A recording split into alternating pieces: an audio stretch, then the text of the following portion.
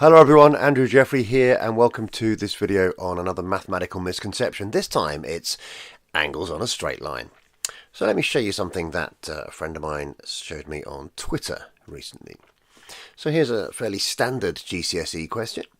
As you can see, there's a quadrilateral, one of the edges is extended and it's PQRS. We're given three of the angles in the quadrilateral and we're asked to find not the fourth one but the exterior angle where the fourth one is, and it's been marked as Y. So this is the teacher's reproduction of the student's work.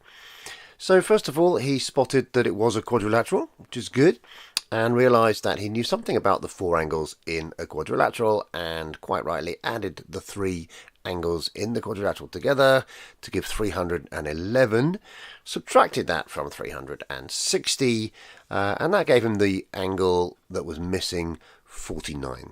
So far, so good. And then thought, right, how do I find Y? And quite rightly identified a straight line. And as soon as you see a straight line in a shape which extends, you start to think about, oh, have I got angles on a straight line? And he has. But here's what he did. He looked at the straight line and he saw that there were two known angles sitting on that straight line. Angle PSR, 74 degrees, and angle QRS, 49 degrees.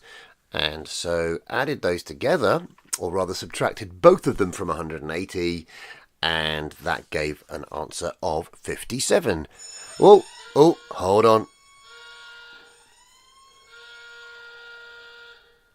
So what's gone wrong with this? Well, this looks like a good answer. It looks like good working, and yet it's wrong. Here's why. You see, that straight line, that long red line that I've drawn in there, doesn't just have an angle in one place. It has an angle, in this particular case, it has angles in two places.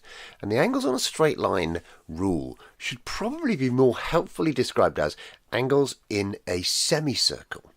You see, what's happening here is each of those lines, the line PS and the line QR, both hit that horizontal line.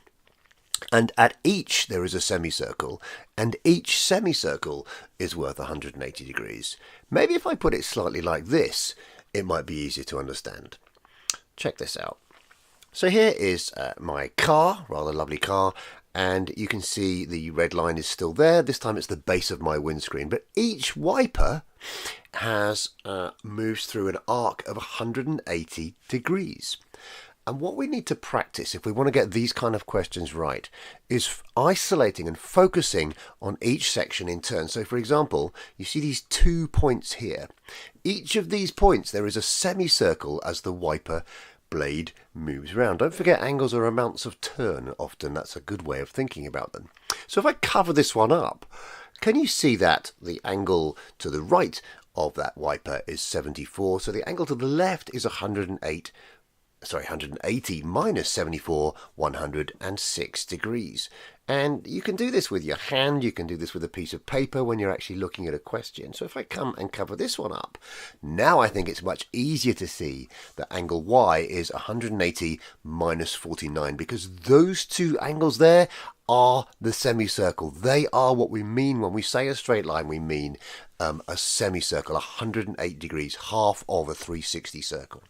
So now you can see the 74 degrees has nothing to do with this part of the question.